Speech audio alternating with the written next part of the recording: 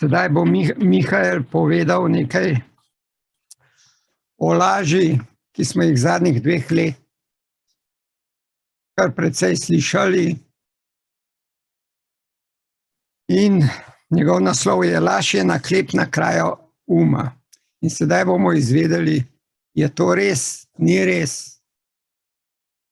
In mislim, da je to več kot res, ker zadnje 2 let so nam toliko lagali in so nas hoteli spraviti na njihovo stran, da hujš ne bi skoraj mogli biti. Prosim, Mihaj.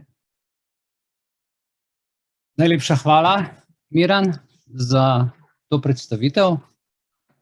To se pravi, jaz bi najprej z vami podelil eno preprosto zadevo, in sicer od Christian Jones o eni otroški slikanici z obljubljenim naslovom Zlate hruške. In sicer Christian Jones opiše glavnega junaka zgodbo takole: Živjo, jaz sem Lovro in nikoli ne lažem. Ali pa tudi ne. Osliček Lovro namreč kar naprej laže ter olepšuje in napihuje resnico. Pa ne gre niti za tiste prave laži, ampak bolj za to, da si izmišljuje in se postavlja s stvarmi, ki jih ni naredil oziroma niti jih ni dosegel. Starša ga sicer svarita in mu prigovarjata, naj neha, ampak nič ne pomaga. Lovro ne posluša. Zgodi se pa sledeča zadeva, sreča Lučko in Lučka ga izzove, da naj svoje trditve podkrepi tudi z dejanji. Svoje besede naj dokaže. In kaj se zgodi? Najde se velika laž. Kje vse torej najdemo Lovrotove zlate hruške? Predlagam, da gremo lepo po vrsti. Najprej si bomo pogledali, kako na laži gledajo stare kulture, stari spisi in kako jih obsojajo, kakšne so kazni. Jezik bo malo arhaičen, zgodbe bodo malo arhaične, prav tako celotna zgodba, ki se bo v drugi polovici preslikala na moderno sliko.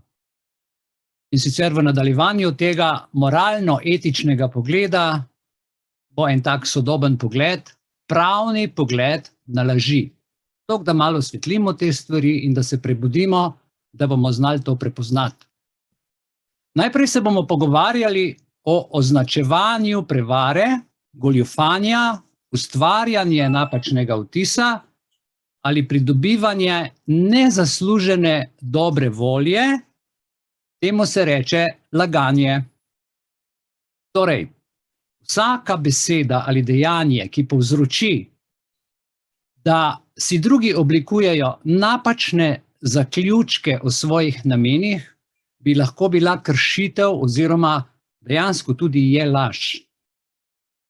Človek nima pravice zmanjševati sposobnosti druge osebe za pošteno in pošteno oceno, bodisi v poslovnih ali medosebnih odnosih.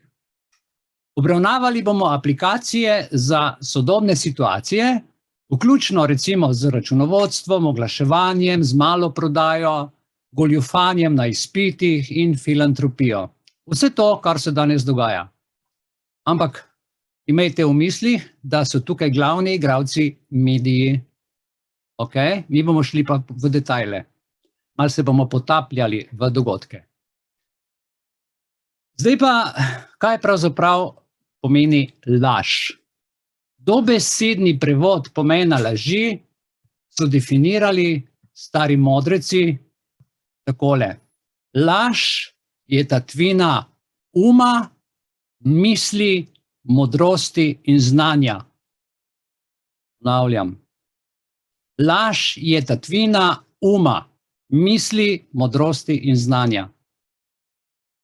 Predstavljajte si našo zgodovino, predstavljajte si vsa znanja, ki jih otroci dobijo v šoli in mi s tem rastemo. Vsega smo oropani, razen če se sami ne poglabljamo in učimo iz dneva v dan.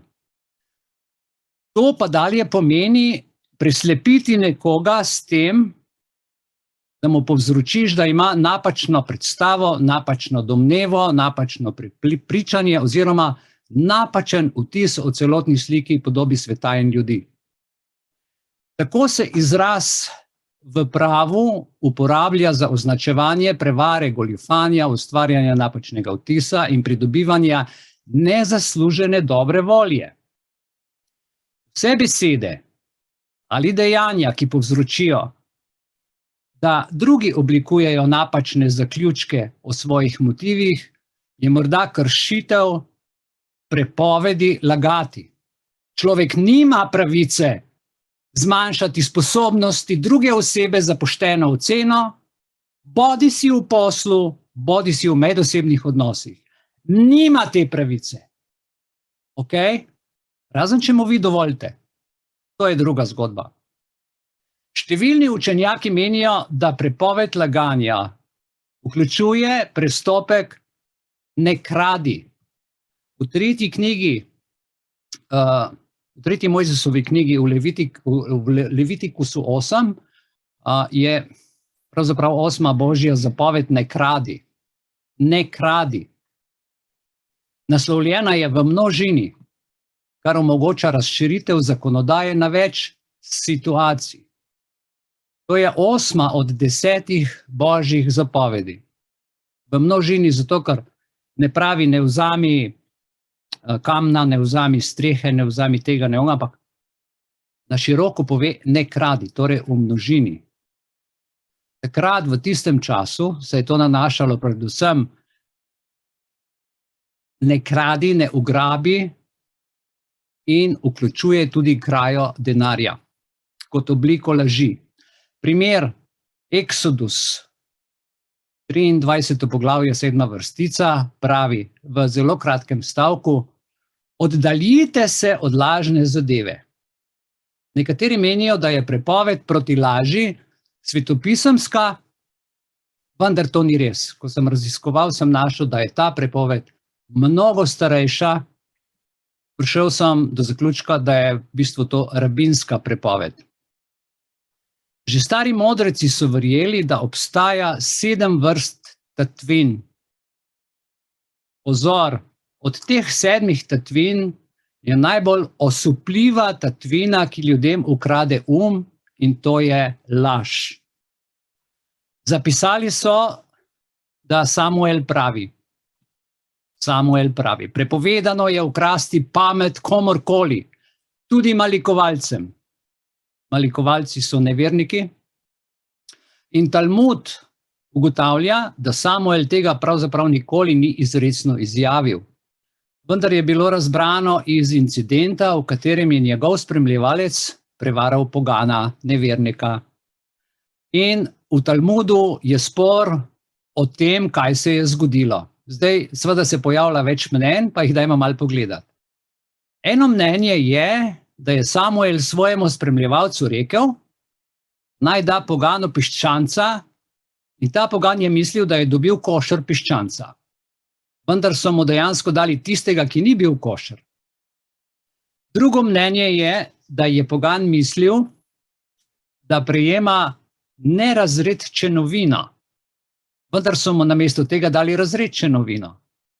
V nobenem primeru pa oseba ne bi smela pozivati svojega prijatelja, naj večerja z njim, vedoč, da bo večerjo iz določenega razloga ta oseba zavrnila. In od tukaj naprej gradimo na teh primerih zgodbo. Bodite pozorni. Ne bi smeli darovati drugi osebi nekaj, če vemo, da ta oseba tega ne bo sprejela. Nikoli ne bi smeli odpirati soda vina za nekoga, ki bi ga prepričal, da je bilo to storjeno samo in izključno v njegovo čast. Ko so pa v resnici sod prodali že prej trgovcu in ga bodo, oziroma bi ga vseeno odprli. Je pa dovoljeno odpreti sod vina, če se gosta predhodno obvesti o celotnem dogajanju. Drug primer. A veste, včasih so ljudje hodili večina časa v sandalih, slabo zaščitene noge. A veste, kakšna so tla, noge se ranijo, noge bolijo po dolgi pešpoti, kakor je bilo v starih časih, in takrat je olje imelo izjemno visoko ceno. In tako, glejte, če je kozarec za olje prazen,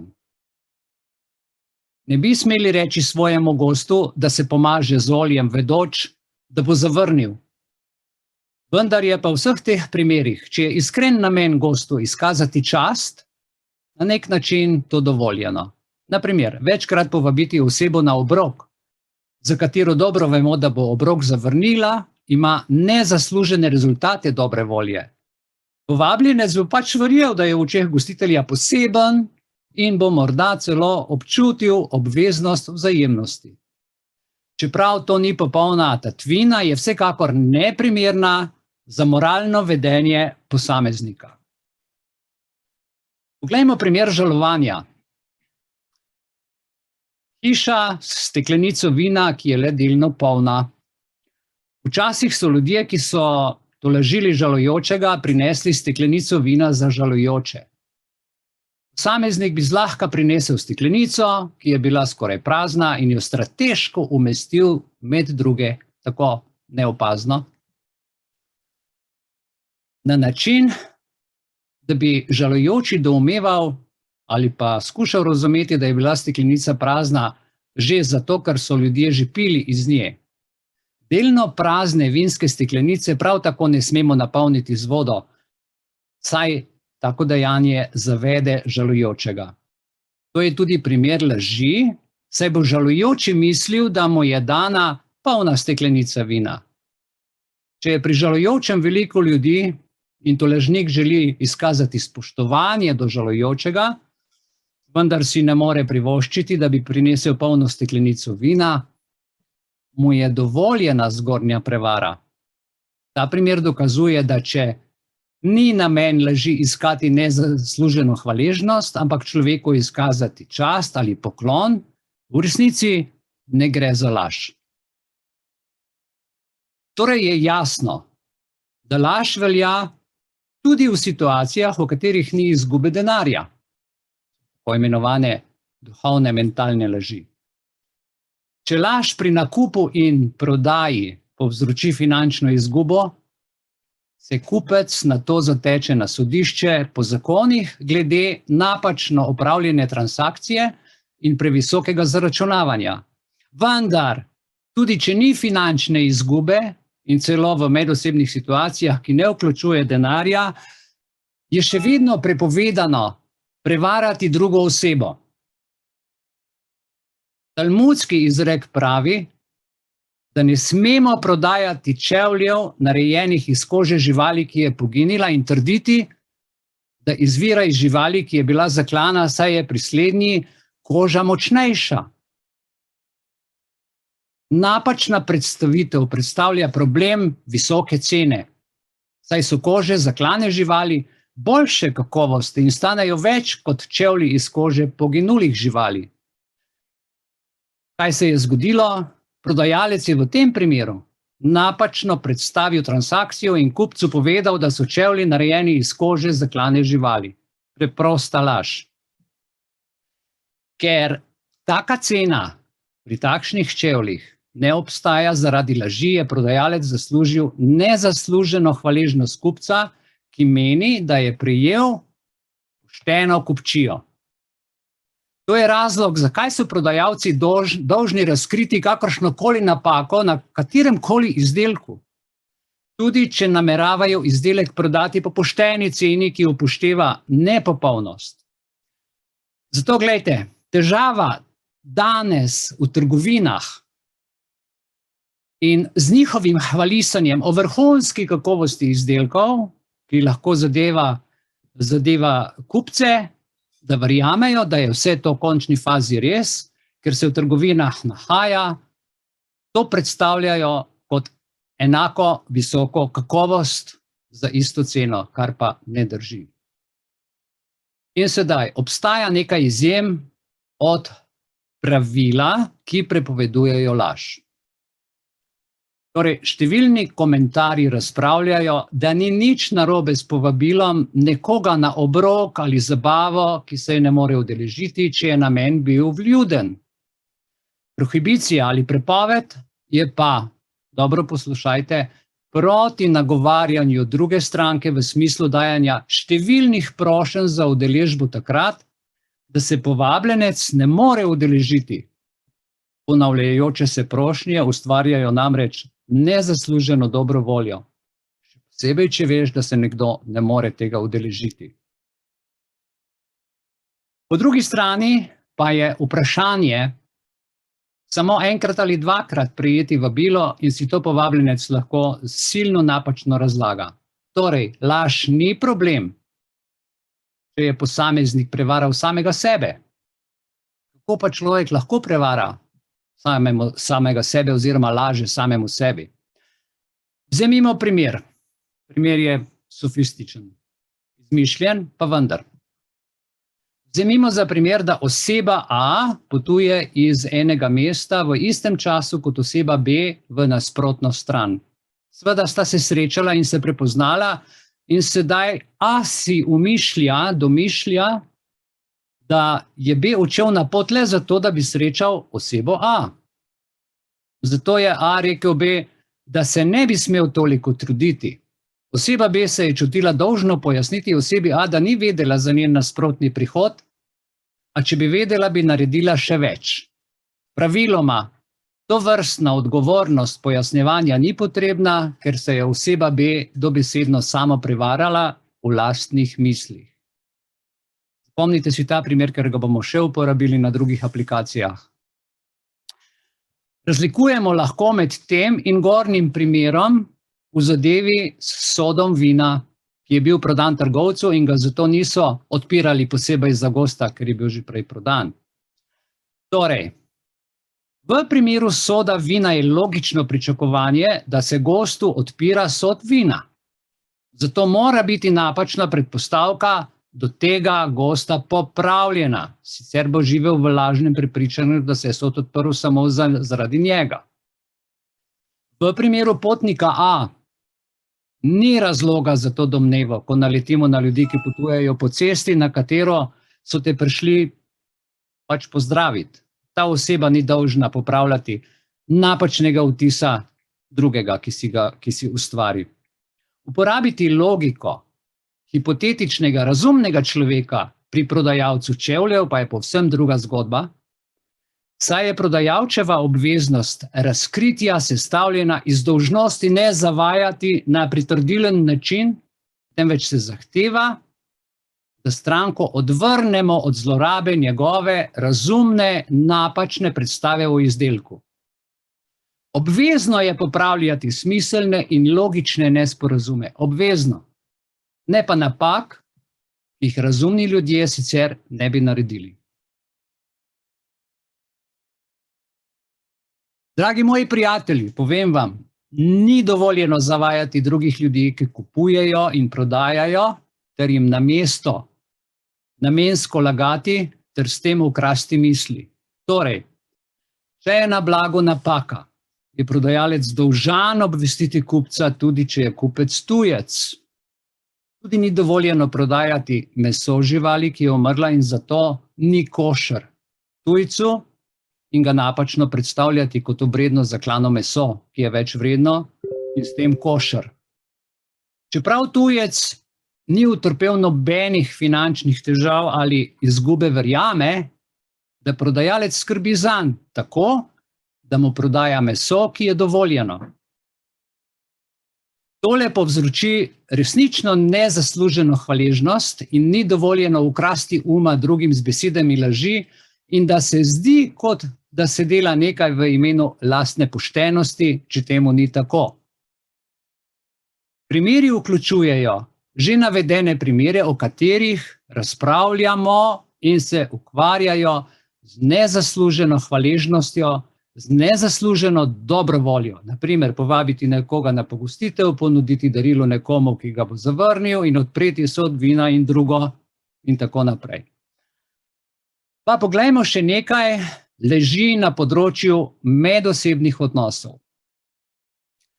Kot zgoraj omenjeno, ima laž posledice, tako v poslovnih, kot v osebnih interakcijah. Naprimer, vzemimo neiskreno povabilo. Ugotavljamo, da prepoved laži, kakor smo do zdaj povedali, ne velja v dveh primerih. V prvem primeru, če bi se posameznik moral zavedati, da nekaj ni bilo storjeno v njegovo korist, vendar je v to zmotno verjel, ga pač ni treba obveščati o njegovi zmotni domnevi. Še ravno vam da to vedeti. Ni potrebno razlagati, gre to v njegovi domišljiji. Točko 2. Če pa kdo ponudi nekomu nekaj, ne zato, ker išče nezasluženo hvaležnost, pač pa želi v resnici izkazati čast in spoštovanje, potem je to dovoljeno. Pa navedimo nekaj situacij, ki lahko vključujejo laž. Namen informiranja ni širjenje laži, temveč da bi se javnost seznanila z vprašanji, ki vključujejo laž. Torej, tisti, ki iz javnih poročil izvedo za laž in jo vidijo, so dolžni obvestiti oblasti, saj s tem nepozorne posameznike obvarujejo pred trgovskimi goljufijami, pred zdravstvenimi goljufijami in pred kaznimi zavajanjem in prepovedanim načinom bogatenja. Gremo naprej. Zavajajoče ponudbe. A lahko prosim, Viktor, ugasnete mikrofon, hvala. Zavajajoče ponudbe, nagovarjanje nekoga, naj pride na obrok, vedoč, da ne bo prišel. Torej, ponujanja darila osebi, za katero se ve, da ga ne bo sprejel.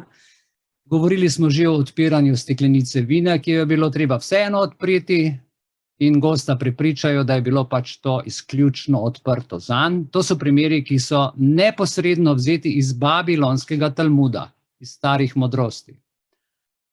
Pridobljene različice pa smo rekli, da jih lahko tudi posodobimo. Vključujejo ponudbo osebi, da se iz zabave, recimo v današnjem času, je nekdo na zabavi in v glavnem ljudje pridejo z avtom in ti nekomu ponudiš, da ga boš odpeljal domov, čeprav veš, da je prišel z avtom. Taka oseba ne potrebuje prevoza. Gre v bistvu za frkancijo. Gre za laž, gre za lažno predstavo o neki dobrodelnosti, za katero veš, da je ne moreš narediti. Ali recimo pošiljanje vabila na poroko posamezniku, za katerega se ve, da ne bo ali ne more priti. To pa ne bi smel biti problem, če to počnete zato, da se izkaže spoštovanje povabljencu. Tudi povabiti nekoga na zabavo ali poroko, da ne bi bili v njegovi občutki prizadeti, je še dopustna zadeva. Kot je bilo omenjeno do zdaj, je pa, veste, kje je težava v prigovarjanju. To je v ponavljanju prošnje, za katero veš, da se ne more uresničiti. Da naj nekdo pride, čeprav se ve, da ne bo mogel priti. Ali pa da naj nekaj poje, čeprav veš, da je sit in tako naprej. Tudi pri pošiljanju vabil velja bonton.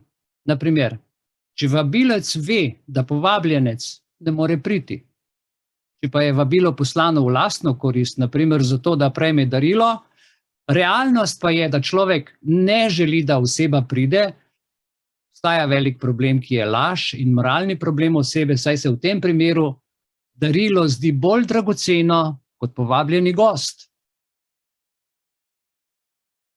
Okay.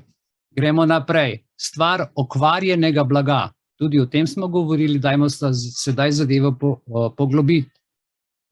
Prodajalci so dolžni razkriti, smo rekli, vse napake in vse pomanjkljivosti ali nepopolnosti njihovega blaga. Drugače pa so krivi laži. To velja tudi za izdelek, prodajo po pošteni ceni, tako da ni težav. Poudariti moramo, da ni dovolj, da je na blagu opozorilo ali nalepka ali ne vem kaj, s katerim se opozarja, da je blago v okvari. Da kupec ne bo prevaran, če obvestilo spregleda, je breme na prodajalcu, da kupca obvesti oziroma da ga izrecno obvesti o napaki blaga. To prenesete zdaj na globalno raven, kaj bi bilo pošteno od države, da se ve, kaj je res in kaj ni res. In zdaj gremo naprej. Zelo pomembna zadeva je zavajajoča kakovost ali napihnjeno oglaševanje. Dragi moji, napihnjeno oglaševanje je zavajanje strank, da mislijo, da je kakovost artikla, ki so ga kupili ali ga bodo dobili, veliko boljša, kot bi bila v resnici. In to je velika laž. Lahko se navežemo na primer, ki je podoben prodaji čevljev, narejenih iz kože mrtve živali, še od prej, ker smo o tem govorili, in jih napačno predstavljajo, kot da prihajajo iz kože zaklane živali. Zavajajoče oglaševanje bi bilo eden od načinov za nepošteno obveščanje strank ter nepošteno pričakovanje glede kakovosti oglaševanih izdelkov.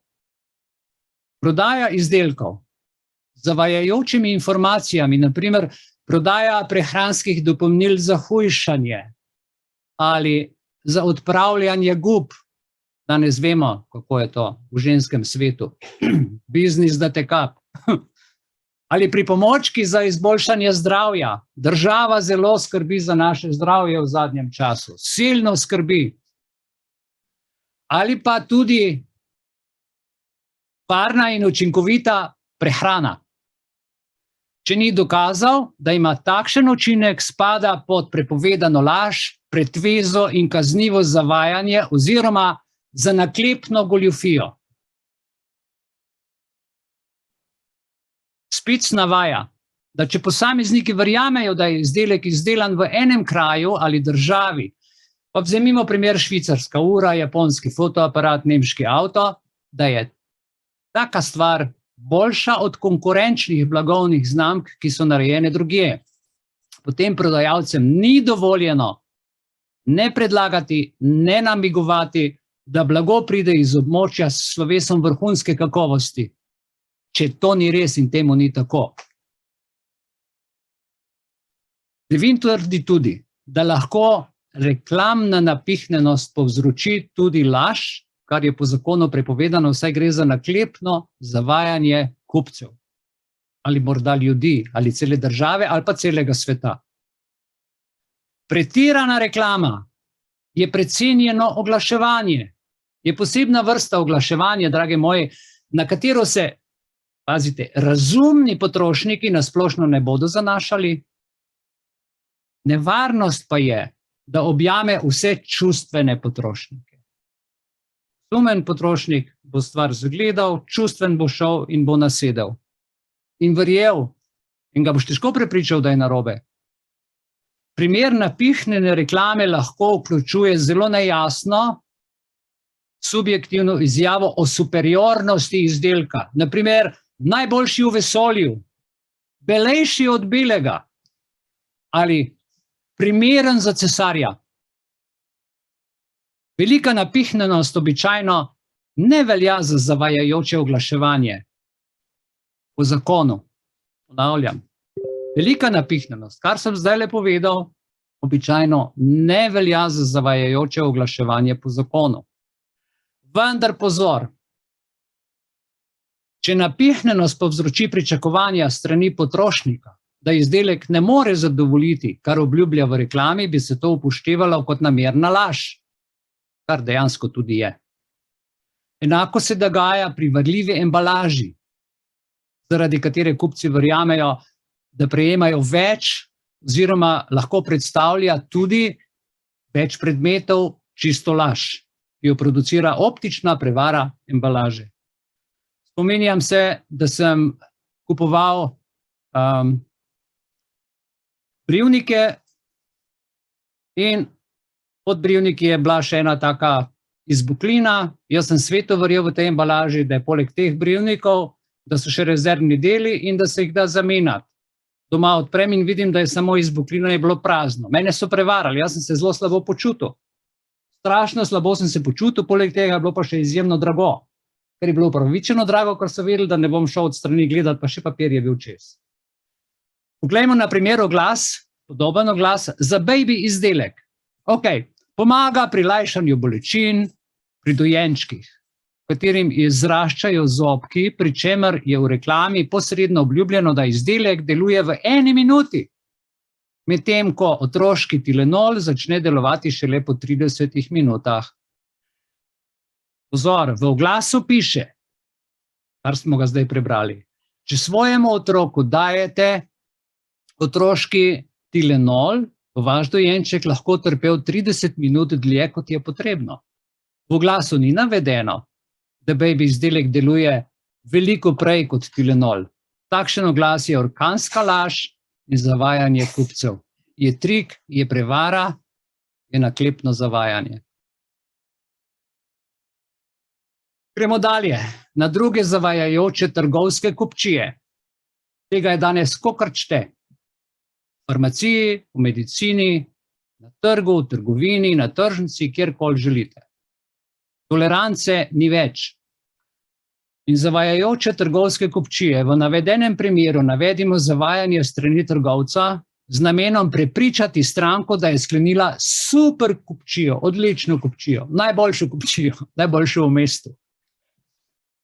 Ok, primer trgovca, primer lažne cene pri označevanju artikla z lažno visoko ceno z izključnim namenom, da bi ceno stranki znižal in tako dal stranki lažni občutek prepričanja, da je naredila super kupčijo. Poleg tega na trgovinskem hodu, preden je človek stopil v trgovino, še jumbo oglas z lažno trditvijo, da gre za zadnji dan prodaje, ki bi to laž dodatno spodbujal in okrepil. Se pravi, ti prideš že čist pripravljen, kakšno kupčijo boš super naredil. To velja tudi za podjetja, ki ugotovijo, da jim izdelki ne gredo dobro v prodajo in morajo znižati ceno ali ponuditi, včasih celo zastonj, za odpravo presežnih zalog. Država zelo rada kaj da zastonj, kakšno računalnik, kakšno injekcijo, whatever. Zaradi slabe prodaje ali napačnih odločitev menedžmenta podjetjem ni dovoljeno promovirati prodajo s popustom ali ugodno ceno in s tem namigovati, da so stranke opravile odličen nakup. To vam bo koristilo super, enkratno. Ker je v resnici cenovni popust posledica upadajočega povpraševanja, nova cena predstavlja eno ceno, ne pa ugodne cene. Zato bi moralo podjetje prodajo poimenovati razprodaja. V nasprotnem primeru bi podjetje pridobilo nezasluženo dobro ime. Oglasi pri tovrstnih podjetjih navadno navajajo prodajne cene, ki dejansko niso nižje od redne cene in zato predstavljajo veliko poslovno laž. Poglejte, naprimer podjetje, ki naprimer navaja vrednost ure.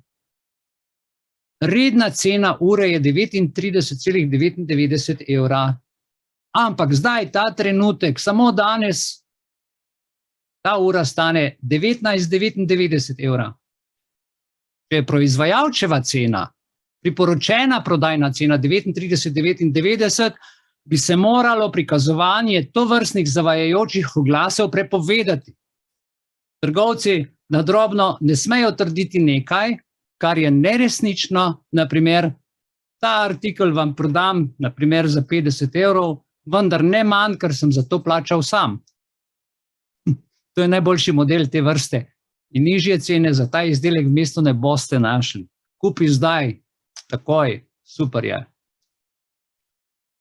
Iz teh mnenj je razvidno, da prodajalec ne sme kupca zavajati z mnenjem, da je naredil dobro kupčijo, ko pa je stranka v resnici plačala redno ceno. Tak način pri stranki povzroči verjetje, da je prijela izjemno ugodno ponudbo, čeprav je vse, kar je stranka kupila, le majhna kupčija, a je moralno zelo problematična za trgovce, posebej, če se ta resnica razve v širši množici. Ok, gremo naprej na zavajajoče poverilnice. Kaj je to zavajajoča poverilnica? To so, dragi moji, to smo tudi sami več ali manj vsi počeli, to so goljufije na izpitih. Mi goljufamo in lažemo na izpitih. Varanje na izpitih je najbolj uničujoča laž in največja kršitev, moralna in etična. Človek laže sebi in laže drugim. Tako učitelj predmeta, kot bodoči delodajalec tega, ki zavaja goljufa, ki se zanaša na oceno za ugotavljanje sposobnosti potencialnega zaposlenega, je bil zaveden. Delodajalec takega človeka, ki je predhodno goljufal, je bil zaveden. Goljufanje na testih, ki se izvajajo v šolah, fakultetah in pri študijah, mora biti striktno prepovedan. Prav tako vsa kupljena priznanja, diplome, magisteriji, doktorati, druge licence. To nič ne velja. Niža nivo, niža kulturo in žali samega sebe in celoten narod. Podobno kot problem goljufanja na izpitih je vprašanje dopustnosti spreminjanja. A veste, to se najpogosteje dogaja in posebej v zadnjih časih, v zadnjih 2 letih smo to opazili, pri podrobnosti primerov, pri katerih se razpravlja v resnici, recimo medicinski prispevek spreminja in popravlja zato, da bo članek zagotovo objavljen v neki super reviji in kandidat si tako izboljša možnost za zaposlitev. Gre za različna področja, kot so akademija, pa da recimo si izboljšaš malo življenje pis, da bo lepši. Če vsebuje več publikacij, kot jih je v resnici pisal kandidat, je večja verjetnost, da bo vodila do zaposlitve kot tista z manj publikacijami. Glejte, vse to spada pred prepovedano laž. Ampak italijanska revija Nuovo je zanimivo, je že leta 2002 objavila članek, ki je razpravljal o problemu uporabe, moram se izkašljati, statistike v medicinskih študijah. 2002. Da bi nova zdravila zvenela mnogo učinkovitejša, kot so v resnici, se uporablja statistika.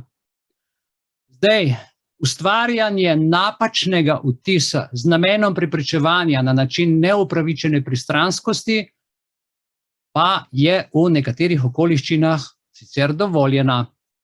Tako se lahko dovoli, da si posameznik primer pobarva brado, da bi bil videti mlajši in zaradi tega dobil službo. Pa še to je dovoljeno le, če je posameznik dovolj mlad za upravljanje zahtevnega dela. Recimo, da delo vključuje nekajurno dvigovanje težkih bremen, ki je bolj primerno za mlajšo osebo, čeprav je ta oseba prehitro osivela z brado. Da ne govorim o industriji pomlajevanja pri ženskah, pa prija čudovita dama, ampak kaj v resnici, kaj je vse narejen. Ok, in en kup takšnih stvari, predvsem pri statistiki, medicinski, ljudje božji, prepričajte se za vsako stvar. Prepričajte se za vsako stvar. Zato, lejte, vsa ta prepričanja so zavajajoča pričevanja. Mediji pričujejo po statistiki, kako je vse varno, seveda bomo vedeli, zakaj kmalu. Lejte, pričevanja za določene izdelke so lahko zelo problematična. V večini primerov so strokovnjaki in laboratoriji za preizkušanje izdelkov, ki jih potrjujejo za tržne storitve, plačani. Zato niso nepristranski. Torej, če javnost verjame, da so njihova mnenja resnična, objektivna in nepristranska, to pomeni potrditev odkupljenega, neresničnega pričevanja in s tem kaznivo naklepno laž. Zdaj razumete, zakaj je nova oligarhija podkupila vsa tožilstva, vsa specializirana tožilstva, ustavno sodišče, okrajno sodišče, prekrškovno sodišče, policijo, varnostnike, da ne naštevam. Zato, ker laž ima kratke noge in to vejo in so si naredili dolge noge. Te dolge noge bo treba prej ali slej skrajšati. Še posebej, ko smo priča zadnje par tednov oziroma zadnje 14 dni medijskemu pompu političnega prepričevanja.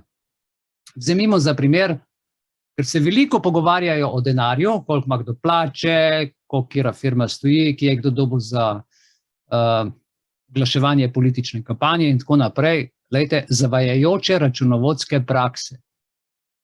Kakšne laži, ljudje moji, računovodje ali revizorji, ki namerno zagotavljajo zavajanje računovodske izraze, so krivi, naklepno krivi laži. Ni treba posebej poudarjati. Spomnite velikih škandalov, ki vključujejo ameriški Enron, pa Global Crossing, pa Tico, pa WorldCom, potem mislim, da je bila še Alphadia Communications, pa ReedAid in še bi lahko našteval. Številna druga podjetja dokazujejo, kako enostavno je revizorjem uporabiti ustvarjalnost računovodstva, da izkrivijo ali ponaredijo resnični finančni položaj podjetja in tako zavedajo celotno javnost. Petena zlata hruška od oslička Lovrota, a ne? Čudovito, vse štima, vse številke se ujemajo, fenomenalno. In potem gremo naprej še globlje. Ko človeka zaboli duša, prevare v dobrodelne namene. Prejšnji teden je prišel k meni človek in je rekel: ta vlada bo vsem nevladnim organizacijam, ki sprejemajo finance iz državnega korita, porezala. Majka mila, končno, hvala Bogu, NVO, nevladne organizacije, ki nam delajo več škode kot koristi, ker so pripete podaljšana roka vlade in denar perejo skozi te stvari. In ko sem jaz pogledal na portal Erar, ljubi Bog, ko sem videl, koliko Rdeči križ prejema, da mu celo Ministrstvo za vojsko milijone, 100 milijone, Ministrstvo za zdravje Rdečemu križu, ne vem kdo vse. Ljudje, to so milijarde, mislim, da ne vem koliko Rdeči križ in ki potem od Rdečega križa, kam spet ta denar se pretaka. Vse v dobrodelne namene, veste neki, to je vse dobrodelno. Če posameznik zahteva, poslušajte, če posameznik zahteva, da je njegov prispevek, in to so vse naši prispevki, dan določeni dobrodelni organizaciji, bi prehod v drugo dobrodelno organizacijo brez soglasja donatorja bila in je naklepna laž. Takšno dejanje je prepovedano in je laž in je kaznivo dejanje.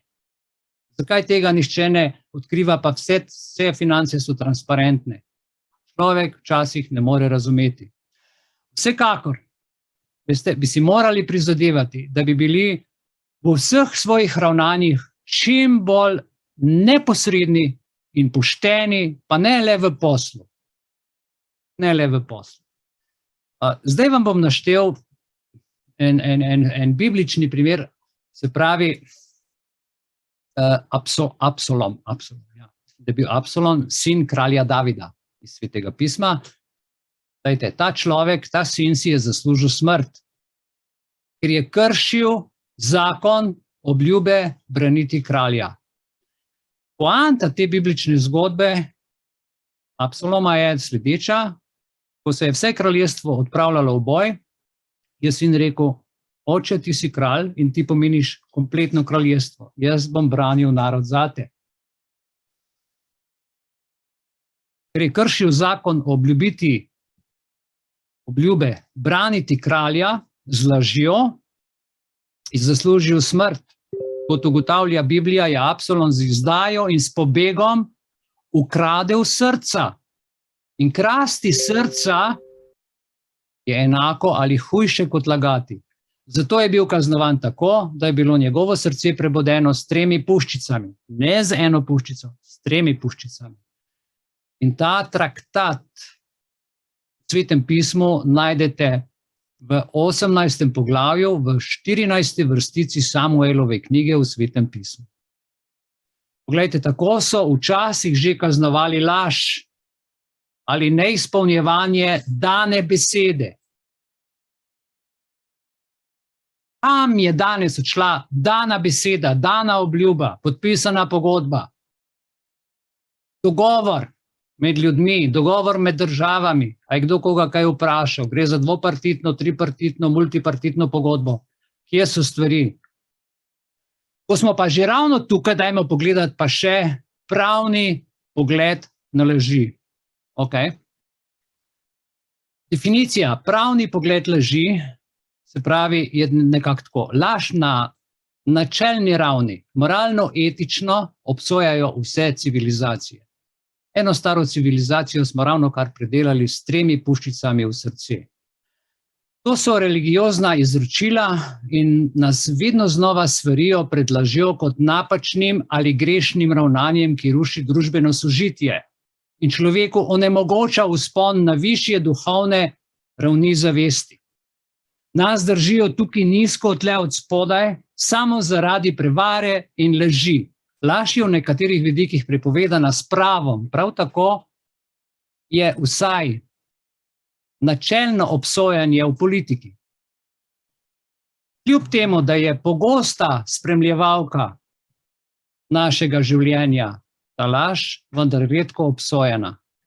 Toda kaj laž v resnici je in ali se ji sploh v današnjem času lahko ognemo? Človek laže takrat, gledam vas v oči. Človek laže takrat, ko ne govori resnice. In marsikdo, sem ga opazoval zadnji 2 leti, posebej pa zadnjih 14 dni, resnično ne govori resnice. Izdajajo ga mikrogibi, izdaja ga obraz, izdajajo ga besede, izdajajo ga geste. Pri tem je ključnega pomena element zavedanja, kajti nekdo, ki govori nekaj, kar ne ustreza resnici, pa se tega ne zaveda, sicer govori resnico, vendar ne laže. Lažemo torej takrat, kadar se zavedamo, da naše izjave ne ustrezajo resnici. Laž je torej, dragi moji, zavestno zavajanje nekoga drugega. Zavestno zavajanje nekoga drugega in to je kaznivo dejanje. Seveda se moramo ob tem tudi vprašati, kaj je resnica. Pri resnici, recimo, da se jo dotaknemo z filozofskega vidika, gre za filozofsko vprašanje, s katerim se ves čas človeškega obstoja ukvarjajo različni misleci, ki se doslej še niso uspeli poenotiti. Nihče ne ve do današnjega dne, kaj je resnica. Dajmo to pogledati v kratkem traktatu. Z človeške psihofizične omejene spoznavne perspektive je vsaka resnica le relativna in subjektivna. Torej, če rečemo, da je določena vrtnica rdeče barve, je to resnično le v relativnem smislu. To je, dokler jo opazujemo pod žarki sonca ali bele luči. Takšnih žarkov več ni, je vrtnica brezbarvna. Kakšna je vrtnica v temi? Bog ve. Jaz sem napisal brezbarvna. Če pa izrečemo vrednostno sodbo, da je neka vrtnica lepa in v to zares verjamemo, je ta izjava resnična le v našem subjektivnem pogledu. Kajti nekomu drugemu se lahko ta ista roža resnično ne zdi lepa.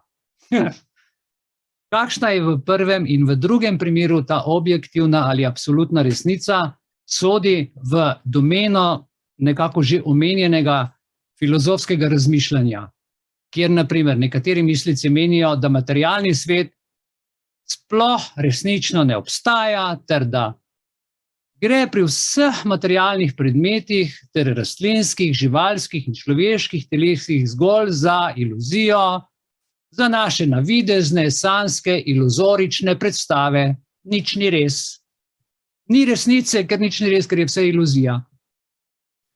Drugi misleci sicer materialnemu svetu priznavajo resničen obstoj, vendar ugotavljajo, da so, kot je to pokazal primer z relativnostjo in subjektivnostjo, vse naše zaznave in predstave nezanesljive in da zato v tem, kaj je resnično, nikoli ne moremo doseči popolnega soglasja. Se dva prepirata o eni stvari. Slednje je še posebej velik problem v družbeni praksi in v vedah, ki to prakso preučujejo. Torej, teologi, jaz sem teolog in recimo v etični filozofiji se denimo sprašujejo, kaj je v resnici dobro, kaj je zlo.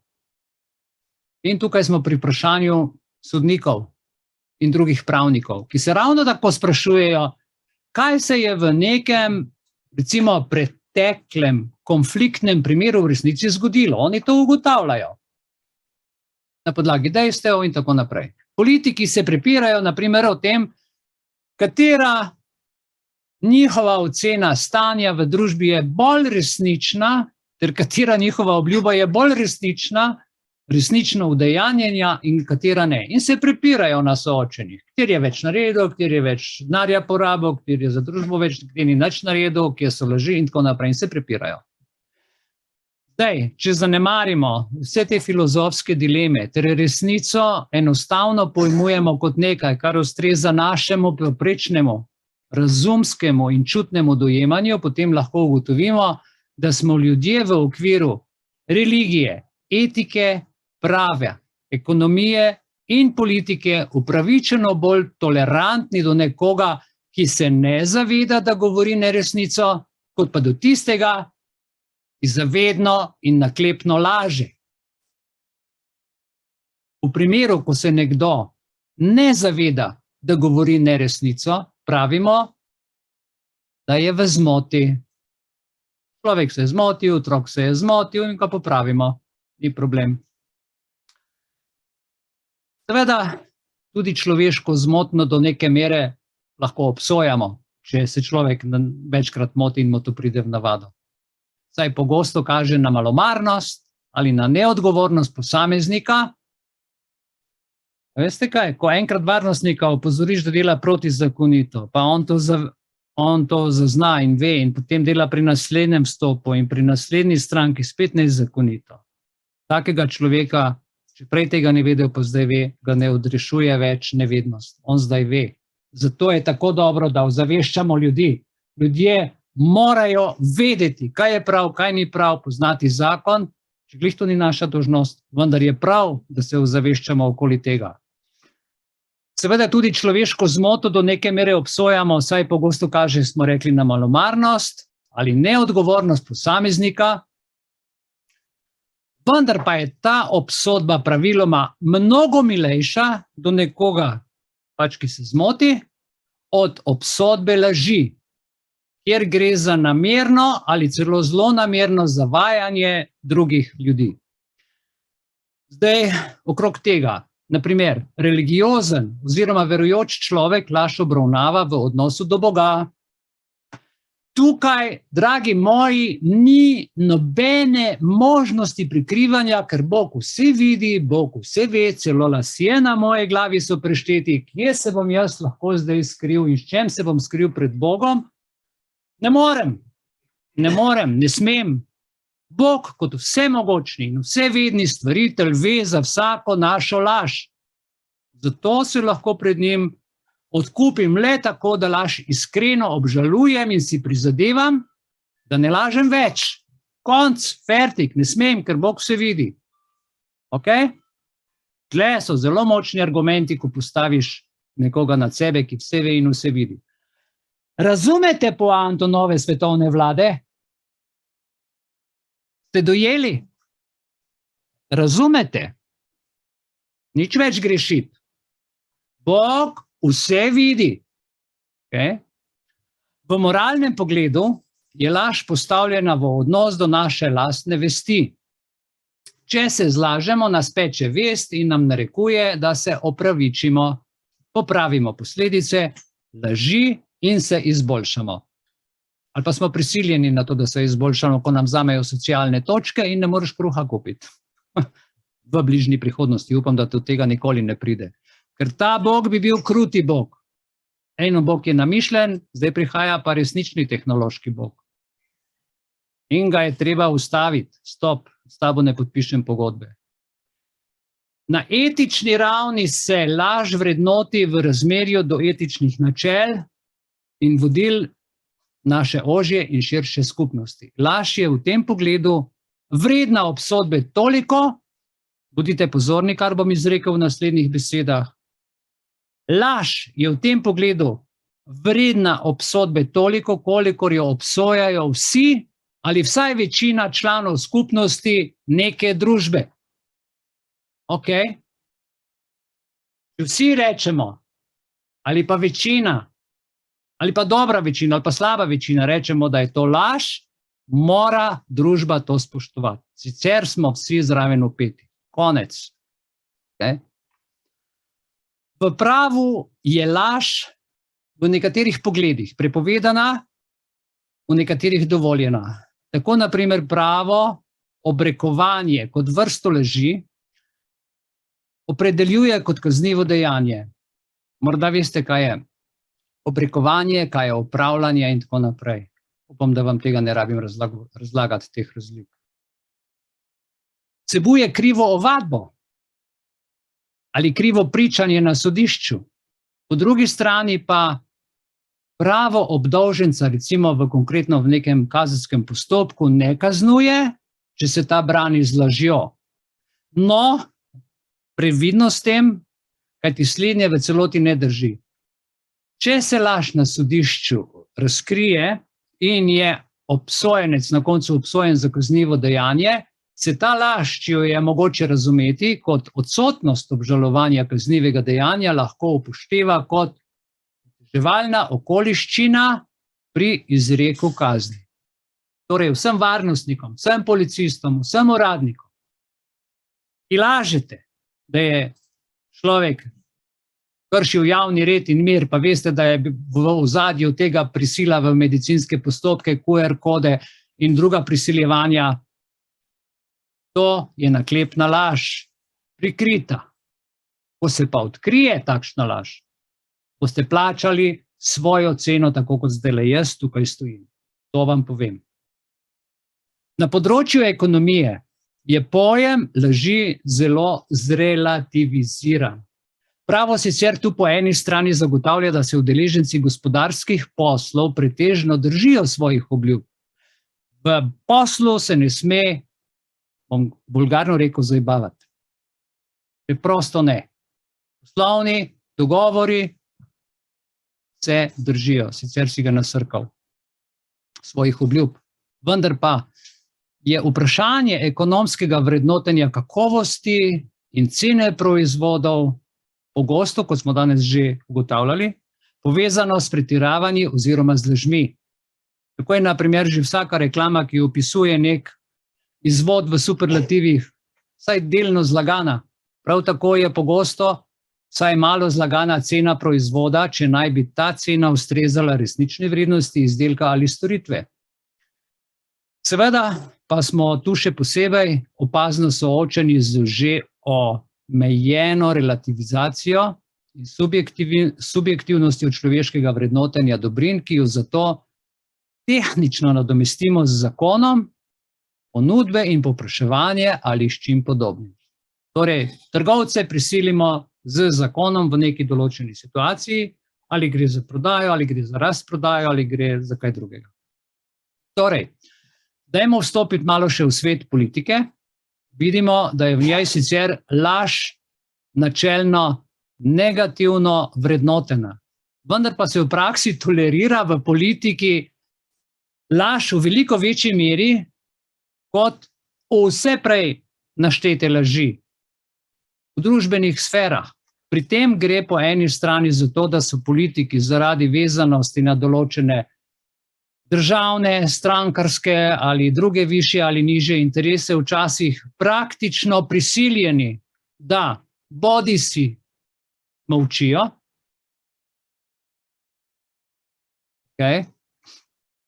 bodisi lažejo, pri čemer molk v demokratičnih družbah danes skoraj ni več mogoč, saj politiki morajo javno pojasnjevati svoje delovanje. Mediji jih v to prisilijo, družba pa tudi. Po drugi strani pa je toleranca do političnih laži večja zato, ker smo se ljudje skozi tisočletja že nekako privadili, sprejeli, da je laž zelo pogosto sredstvo politike. In smo zato zadovoljni že, če te laži ni preveč, kar je zelo, zelo žalostno. Nesporno je, da mora biti temeljno načelo in vodilo vsakega človeka, da ne laže. Vendar pa to načelo oziroma vodilo ni in ne more biti absolutno. Obstajajo izjeme, ki opravičujejo laž. Toda ob tem je treba močno poudariti, da gre tu res le za izjeme. V filozofiji se včasih za etično dopustno laž uporabljajo izrazi, veste kaj? Plemenita laž. To je laž, s katero preprečimo hudo ali hujše zlo. Primer, če doma skrijemo nedolžnega ubežnika, ter nas na to zločinska tolpa, ki ga želi ubiti, zaslišuje, če vemo, kje je ta ubežnik, kje se nahaja, je etično in nujno, da se zlažemo in ubežniku rešimo življenje. Življenje je vedno nad lažjo.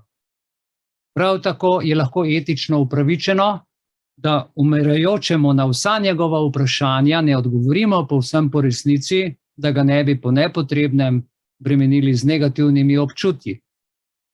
Etična je lahko tudi manjša laž, jo izrečemo recimo otroku, če ga zaradi njegove nezadostne intelektualne ali voljne razvitosti ne moremo drugače obvarovati pred nekim zlom.